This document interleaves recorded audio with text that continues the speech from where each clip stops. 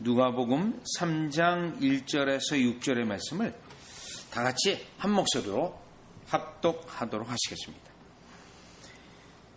디베르 왕제가 통치한 지 15해 곧 본디오 빌라도가 유대의 총독으로, 헤롯이 갈릴리의 분봉왕으로, 그 동생 빌립이 이두레와 드라고니 지방의 분봉왕으로, 루사니아가 아빌레드의 분봉왕으로, 안나스와 가야바가 대제사장으로 있을 때에 하나님의 말씀이 빈들에서 사가랴의 아들 요한에게 임한지라.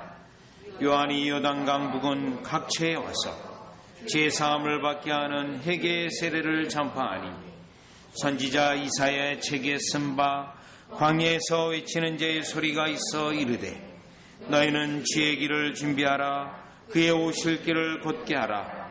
모든 골짜기가 메어지고 모든 산과 작은 산이 낮아지고 굽은 것이 곧아지고 험한 길이 평탄하여질 것이요 모든 육체가 하나님의 구원하심을 보리라 한가 같으리라. 아멘. 오늘 이 누가복음 3장은 우리가 1장, 2장과 연결해서 볼 때 누가복음 1장과 2장은 이제 하나님의 때가 되어서 예수 그리스도를 보내시고 남은 자가 있고, 또 3장 6절까지 오늘 본문을 보면 이제 이 남은 자들이 예언한 것과 같이 또 때가 되어서 드디어 세례 요한이 사역을 하게 되어지고, 그 세례 요한의 사역은 지금 3장 4절에서 6절에 있는 것처럼 이사야 선지자가 예언한 대로 그의 사역이 시작되었다라는 내용입니다.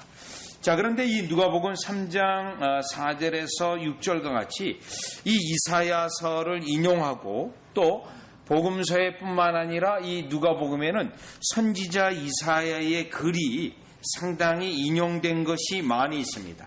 그것을 볼 때 누가복음을 해석할 때 오늘 본문은 이사야서를 배경으로 해서 이 본문을 우리가 살펴볼 때 특별히 하나님께서 회복의 방식이 있고, 또 그 회복의 방식은 교회 회복의 방식, 때로는 우리 개인의 하나님이 은혜로 회복하시는 방식이 있는데, 그 회복의 방식의 원리를 이 본문이 잘 설명하고 있습니다. 자, 그러면 먼저 3장 1절과 2절을 보시면, 3장 1절과 2절을 보면 지금 예수님이 오시기 전에 바로 직전, 공생의 사역 직전의 사회적 상황하고 종교적 상황입니다.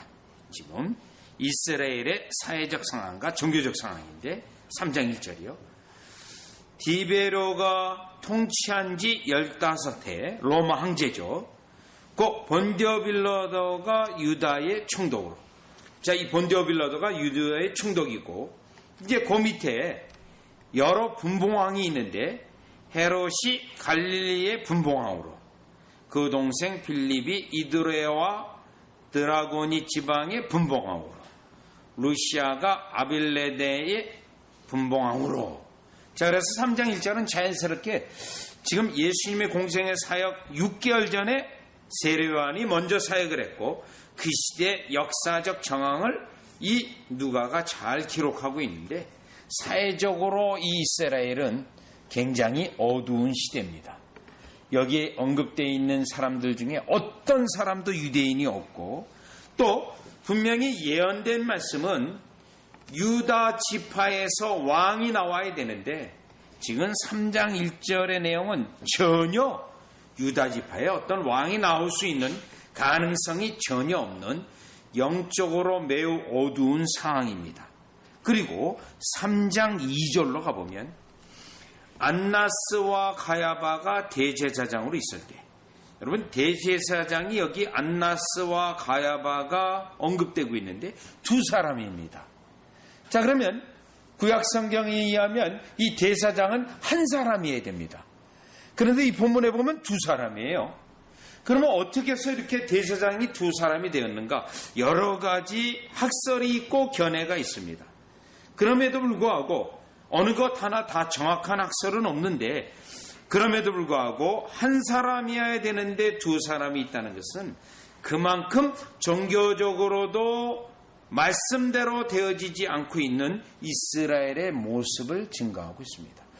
정치적으로도 어려운 시대였고 암흑기의 시대였고 또 종교적으로도 전혀 암흑의 아주 깜깜한 암흑 시대라는 것을 우리가 먼저 볼 수가 있습니다.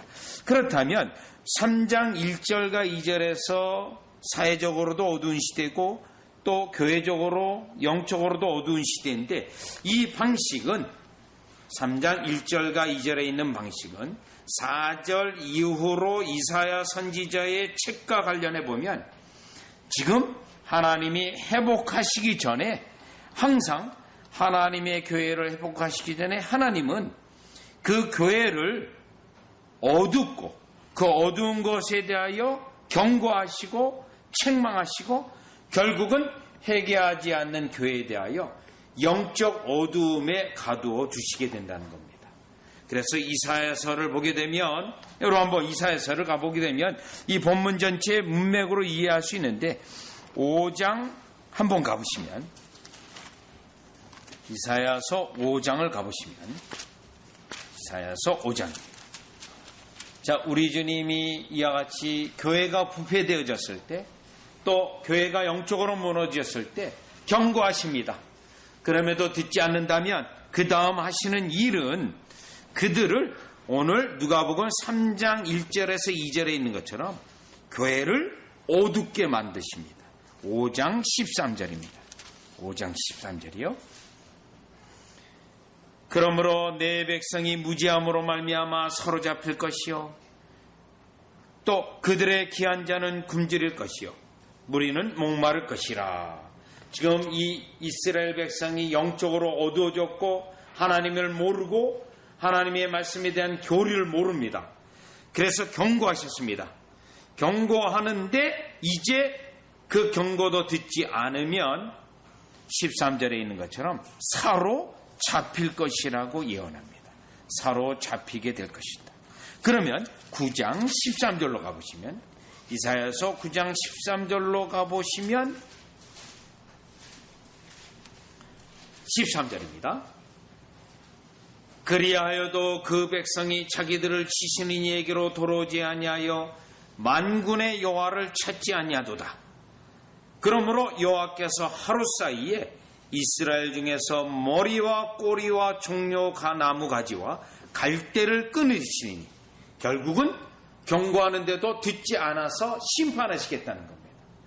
그래서 그 심판으로서 10장 23절로 가보시면 10장 23절로 가보시면 결국 포로로 끌려가게 된다는 겁니다. 포로로요. 그래서 10장 20절에 보면 포로로 끌려가게 되고 그 다음에 21절에 보면 그런 다음에서야 21절에 있는 것처럼 하나님께로 돌아올 것이라는 겁니다. 그런데 누구만 돌아오냐면 22절에 있는 것처럼 남은 자만 돌아오게 되어 있고 23절에는 작정된 파멸을 주 만군의 여호와께서 온 세계 중에 끝까지 행하신다고 되어 있습니다. 여러분 이 본문을 보면서 우리는 다시 누가복음 3장 1절과 2절을 보면 무엇을 알 수 있냐면 지금 영적으로 어두웠고 사회적으로도 어둡습니다. 이것은 이스라엘 백성이 하나님의 경고의 말씀에 듣지 않아서 하나님께서 마치 이스라엘 백성을 바벨론 포로로 끌려가게 하시고 이 본문에서는 로마 정권 아래서 식민지 아래에 어려운 가운데 있게 하시는 것이라는 것을 우리는 알 수 있습니다. 즉 우리의 주님께서 무엇이든지 교회를 회복하시든지 아니면 우리 개인을 회복하시든지 우리 주님에게 그 회복하실 때 첫 번째 단계는 우리를 오히려 회복하시기 위해서 영적으로 어두움에 두시고 또는 사회적으로 물리적으로 어두운 가운데 두셔서 우리로 하여금 낮추시고 우리로 하여금 심령이 가난하게 만드시고 그리하여서 우리를 정화시키는 작업을 우리에게 하신다라는 겁니다. 교회적으로 볼 때는 3장 1절과 2절에 있는 것처럼 교회로 하여금 결국 바벨론 포로로 끌려가게 하시고 또 나라로 하여금 어렵게 만들어서 바벨론 포로로 끌려가서 그 가운데 3분의 2는 하나님이 심판하시고 3분의 1만 남은 자들만 추리시는 정화하시는 작업을 하고 계신다라는 겁니다. 즉 우리 주님께서 우리를 회복하시기 전에 반드시 우리를 정화시켜야 되는데 그 정화시키기 위해서는 우리를 바벨론 포로로 끌려가듯이 물리적으로 어렵게 만드시고 그 물리적 어려움 때문에 가난하게 만드시는 그 방식을 사용하신다라는 겁니다. 자, 이 말씀을, 이 본문의 의미를 보면서 우리는 오늘날 이 시대에 우리가 코로나로 인하여 많은 교회들이 어려움을 겪고 있습니다. 우리가 이 본문하고 이사야 선지자를 연결하고 또 로마서 9장과 11장을 연결해 보면 이 시대는 과연 성경에서 어떠한 시대일까? 한때 이 한국교회는 강력한 영적 부흥기를 맞은 적이 있습니다. 그럼에도 불구하고 영적 부흥기는 이제 끝났고 그 교회는 오히려 영적으로 부흥됐을 때 세상과 짝하였고 세상의 방식이 교회에 들어왔고 심지어 예배조차도 세상 방식으로 드리는 교회가 되어버리고 말았습니다.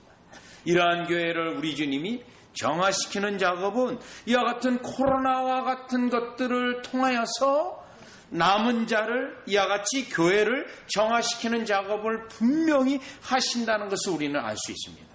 제가 잠깐 아까 오전 앞서도 말씀드린 것처럼 이 코로나로 통하여 여러분 진정으로 주님을 사모하고 예배하는 자와 그렇지 않은 형식주의자라든가 또 명목적 신자라든가 또 전혀 그리스도에 대해 관심이 없었던 자들은 자연스럽게 교회에서 떨어져 나갈 것입니다.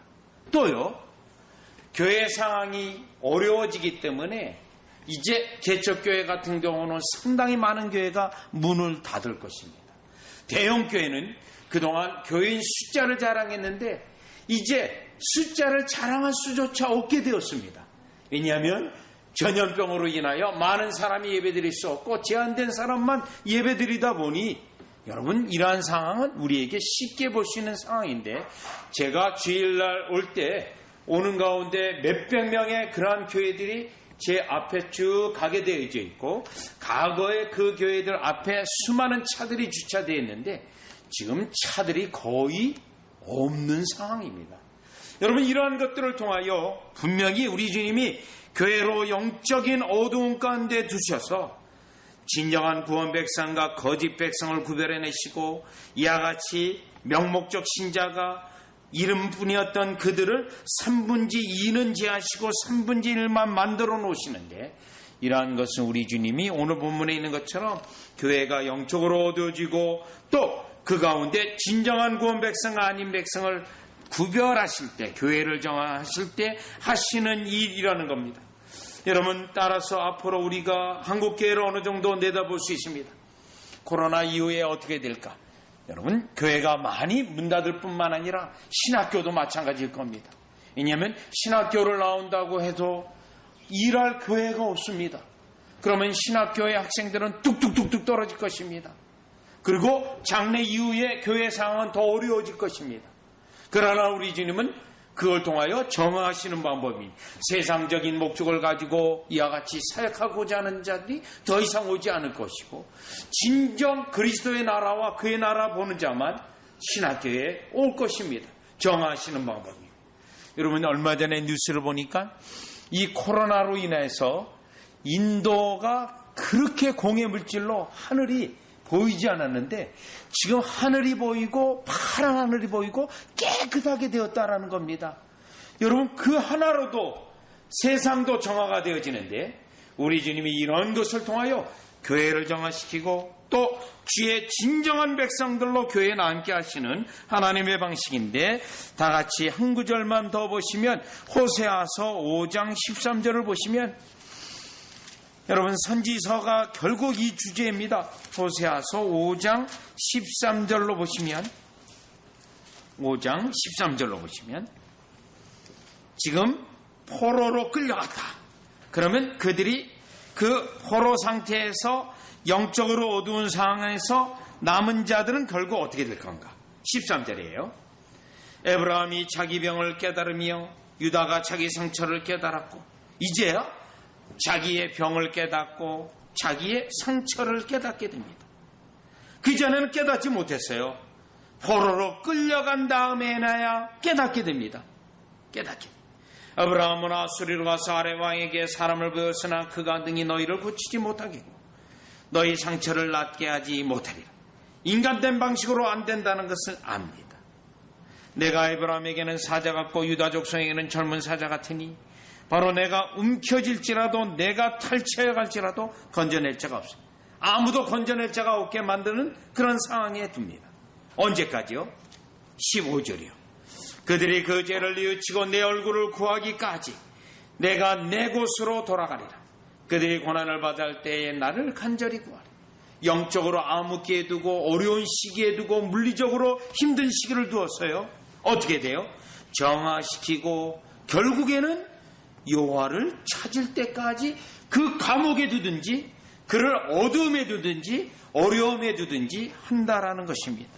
그리고 나서 결국 여호와를 찾을 때 우리 주님은 기다렸던 듯이 얼른 그들을 건지시고 회복하실 거라는 겁니다. 다시 누가복음 3장 1절과 2절로 들어와서 우리 주님이 우리를 진정한 은혜를 주시고 진정한 구원 백성으로 두시기 위해서는 먼저 이와 같은 반드시 우리의 정화시키게 하여 우리로 물리적 어려움에 둔다거나 혹은 영적으로 어두운 시기에 두어서 그 가운데 우리를 정화시킨다는 겁니다. 그러면 과연 언제 우리 주님이 회복하실까요? 다시 누가복음 3장 2절로 오시면 우리 주님이 이 회복의 때는 우리 하나님의 주권입니다. 하나님의 손에 달려 있습니다. 자, 그런데 언제 하시는지요? 3장 2절을 보니까 안나스와 가야바가 대제장으로 있을 때 하나님의 말씀이 빈들에서 사가랴의 아들 요한에게 임한즉 요겁니다.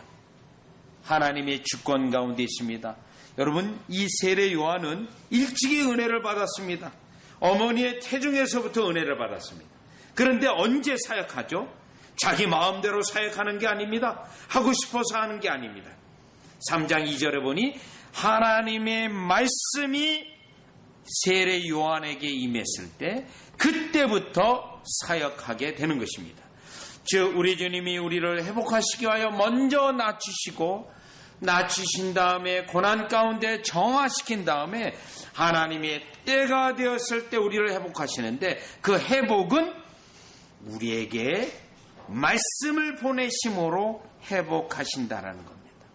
여러분, 우리 주님이 나를 회복하신다는 때가 언제입니까? 그것은 나로 하여금 영적으로 가난하게 만들고 때로는 물리적으로 어렵게 만들었지만 회복하실 때가 되면 하나님의 말씀이 들리기 시작합니다. 하나님의 말씀이 들리기 시작할 뿐만 아니라 하나님의 말씀이 깨달아지면서 하나님의 말씀이 꿀송이와 같이 되면서 그 말씀을 사모하게 되어지면서 우리 주님이 드디어 회복의 능력의 손길을 우리에게 베푸시고 드디어 역사하시는 겁니다. 그래서 여러분 이 원리로 다시 한번 이사야서를 가시면 55장이에요. 여러분 이 원리를 우리가 이사야서가 인용이 되어졌는데 이 누가는 이 회복의 원리 이사야를 배경으로 해서 예수님이 왜 오시고 어떻게 회복하시는가를 말하고 있는데요. 55장 1절입니다. 이사야서 55장 1절을 보시면 오라 너희 모든 목마른 자들아 물러나오라 돈 없는 자도 오라 너희는 와서 사 먹을 때 돈 없이 값없이 와서 포도주와 젖을 사라. 여러분 이 포도주와 젖이 무엇입니까? 결국 하나님의 말씀입니다. 하나님의 말씀. 그 다음에 2절로 보시면 너희가 어찌하여 양식이 아닌 것을 위하여 은을 달아주며 배부르게 하지 못할 것을 위하여 수고하느냐. 내게 듣고 들을지어다. 듣고 또 듣는 겁니다. 무엇이죠? 말씀입니다. 회복의 때가 되면 드디어 말씀이 들립니다. 사실 여러분 이 세례 요한을 보내는 것은 오늘 본문이 누가복음 3장 4절이요. 이사야서 40장에 인용이 된 건데 이 이사야서 40장부터 66장까지가 회복의 은혜입니다. 그런데 그 회복의 은혜는 지금 세례 요한의 때부터 시작된다는 거예요.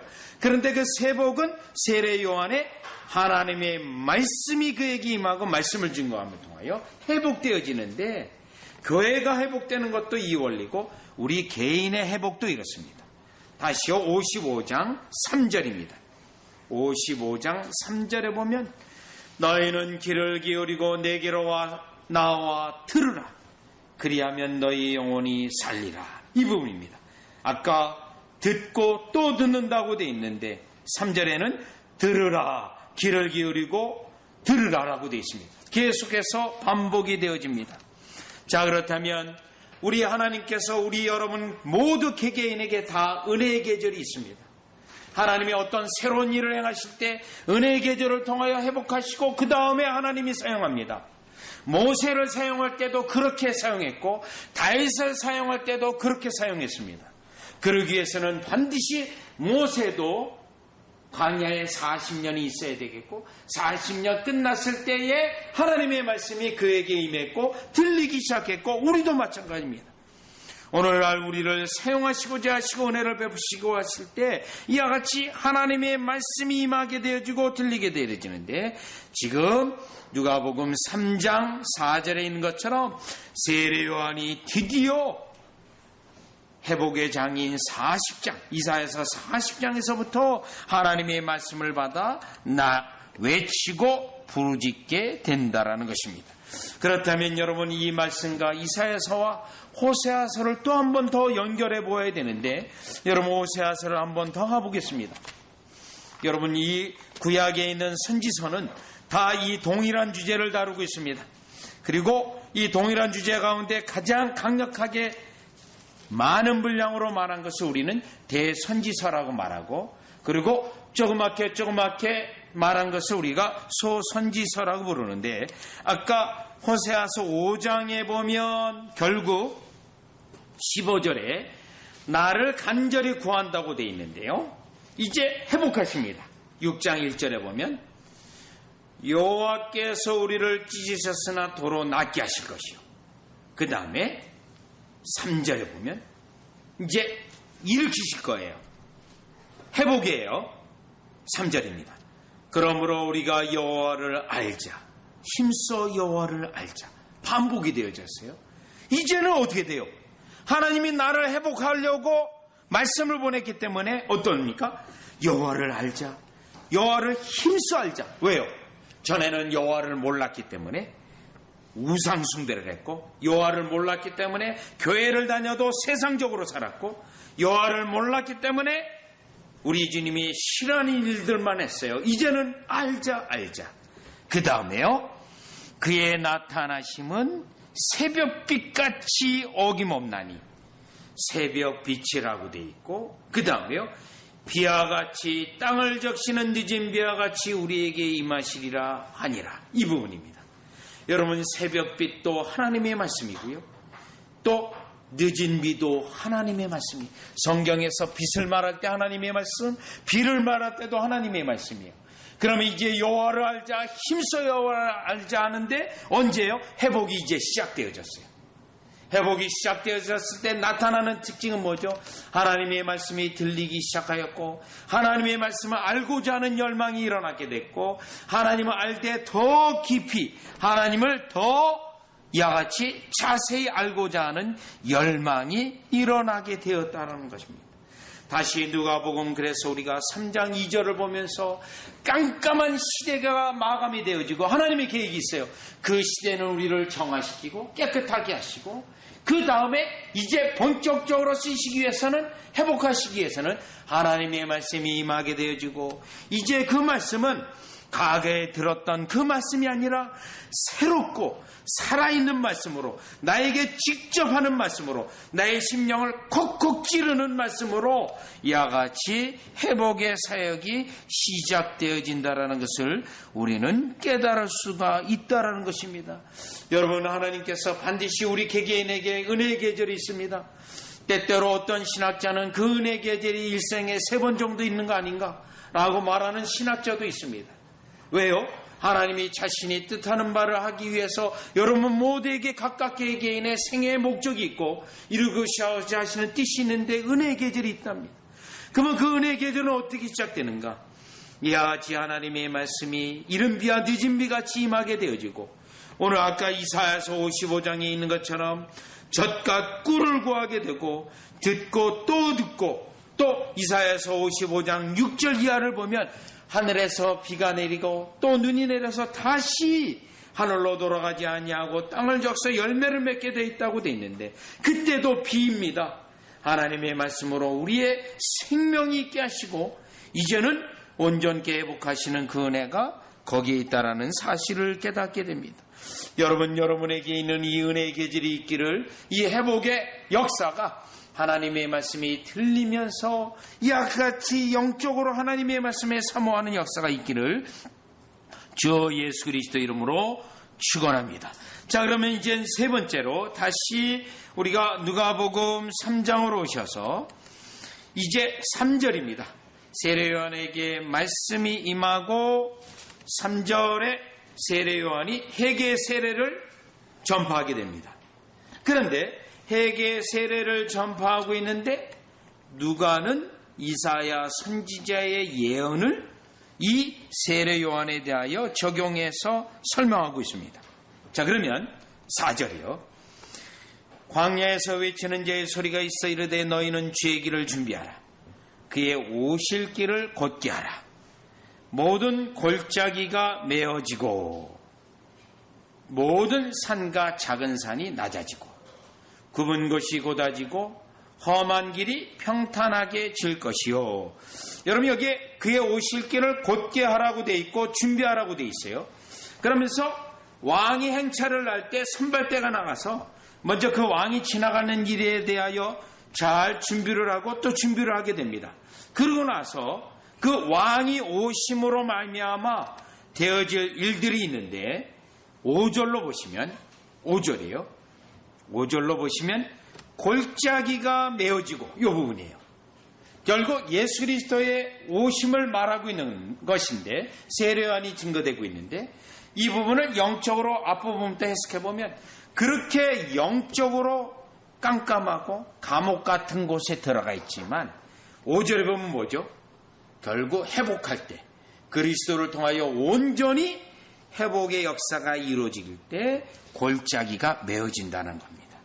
여러분 골짜기가 메어진다는 것이 어떤 의미를 가지고 있냐면 여러분 혹시 골짜기 안에 갇혀본 적이 있으십니까? 여러분 저는 골짜기 안에 갇혀본 적이 있습니다. 그냥 조그만 골짜기가 아니고요. 전혀 아무것도 안 보이고 하늘만 보이는 골짜기에 들어간 적이 있습니다. 그랜드 캐년 옆에 있는 그 골짜기를 한번 들어갔는데 너무너무 낮인데도 무섭습니다. 아무것도 안 보이기 때문에요. 지금 어디에 있는지 본인이 알 수가 없습니다. 그런데 그 골짜기가 메어집니다. 갇혀있던 자가 이제 여러분 어떻게 해요? 해방되어지고 풀려지는 것을 말하고 있어요. 그 다음 5절 모든 산과 작은 산이 낮아지고 뭐죠? 교만한 것이 완전히 낮아지게 됩니다. 은혜를 받을 만한 합당한 그릇이 됩니다. 은혜를 받을 만한 합당한 그릇이 됩니다. 그러고 나서요. 또 5절을 보면 굽은 것이 곧아지고 여러분 굽은 것이란 것은 히브리서 12장에 보면 때때로 굽은 길 또 저는 걸음 이렇게 말합니다. 뭔가가 잘못된 겁니다. 우리의 행실이 잘못되고 우리의 부패성이 이와 같이 어그러지고 잘못된 거예요. 그게 어떻게 되죠? 지금 곧아지고 결국 고침을 받게 됩니다. 고침을 받게 되고 우리에게 있는 회복의 때에 하나님의 말씀이 들리기 시작하고 그리스도가 직접 이 땅에 오셔서 모든 걸 고치는 것과 같이 여러분의 삶을 고치고 해방시켜주고 또 험한 길이 평탄해지고 여러분 우리 인생의 길이 때때로 험하고 그 얼마나 많은 일들이 있습니까? 한탄할 때가 있습니까? 그런데요. 결국 회복의 때에 그리스도로 말미암아 여러분 뭡니까? 평안의 길이 되는 겁니다. 우리 주님이 일마다 때마다 평안케 하시고 우리의 심령이 험한 길 가운데 탄식이 우리의 생애 전체였는데요. 이제 탄식이 감사와 찬양으로 바뀌어지게 됩니다.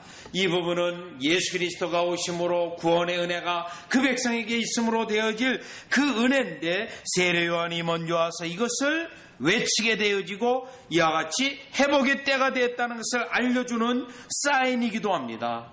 6절에 보시면 모든 육체가 하나님의 구원하심을 보리라고 되어 있습니다. 하나님의 구원하 예수 그리스도 통하여 구원하심이 모든 육체가 실제적으로 보게 된다라는 것입니다. 왜요? 우리 주님의 회복의 손길, 구원의 손길이 확실하기 때문에 이와 같이 찬양하게 되어진다라는 것입니다. 따라서 우리가 5절 6절에 의하면 이제 회복이 본격화되어지고, 그 회복이 되어졌을 때 다시 우리가 아까 읽었던 호세아서 6장의 말씀을 보면 이 회복이 언제 되어지는가? 1년이 걸리는가? 3년이 걸리는가? 10년이 걸리는가? 아닙니다. 호세아서 6장 1절과 2절을 보면 제 3일 만에 된다고 되어 있습니다. 무엇을 말하죠? 하나님의 때가 되어져서 회복할 때 짧은 시간 안에 우리 주님이 회복하신다라는 것입니다. 지금 이 본문을 한국교회 비교에 적용해서 보면 너무너무 깜깜합니다. 분명히 더 깜깜하게 두실 것입니다. 정화하실 것입니다. 그리고 그 남은 자가 있을 것입니다. 그 남은 자를 통하여 회복하실 것입니다. 그렇다면 우리 예제교회를 이 본문과 적용해 보면 다시 회복할 때 반드시 뭐가 있어야 되냐면 세례요한과 같이 하나님의 말씀을 가지고 있는 자가 있어야 되는데, 우리 예제교회가 아무리 영적으로 한국교회가 깜깜하다 하더라도 이 하나님의 말씀에 있는 교회로 끝까지 남아있어서 모든 구원의 백성을 일으킬 때, 이제 교회를 다시 회복할 때, 그때 우리 예제교회가 쓰임받기를 간절히 소망합니다. 그렇게 되기까지 우리는 교회의 존재 목적이 사람을 모으는 것에 있지 아니하고 오직 이 진리를 붙잡고 있고 사람이 많이 있는 게 아니라 진짜 하나님의 구원 백성으로 하나님의 사명을 깨닫고 끝까지 있는 우리 교회가 오늘 이 본문을 통해서 우리가 적용해 볼 수 있습니다. 사실 많은 사람들이 저에게 얘기하는 바가 있습니다.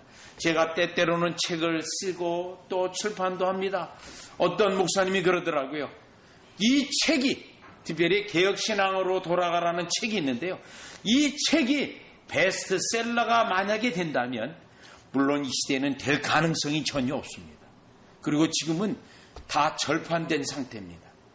안 읽기 때문에 출판사가 안 찍습니다. 이 책이 만약에 베스트셀러가 된다면 하나님이 한국교회를 회복하실 때라는 거예요. 즉 지금 안 듣는다는 거예요. 그럼에도 불구하고 우리는 이 진리를 우리가 함께 가지고 우리 교회의 목적을 통하여 여러분들이 하나님이 한국교회를 회복하고 전세계 교회를 회복하실 때 저와 여러분들이 쓰임받기를 주 예수 그리스도 이름으로 축원하고, 개인적으로는 여러분의 가정적으로는 우리의 가정에 이 말씀이 들리기 시작하고 이 말씀에 대하여 사모하고 그래야 회복되어지는 역사가 여러분 가정 모두에게 있으시기를 주 예수 그리스도 이름으로 축원합니다. 기도드립니다. 하나님, 지금은 하나님의 말씀을 듣지 않는 시대이며 육신적인 안락과 또 세상의 방식으로 교회들이 이루어지고 있는 이 시대입니다.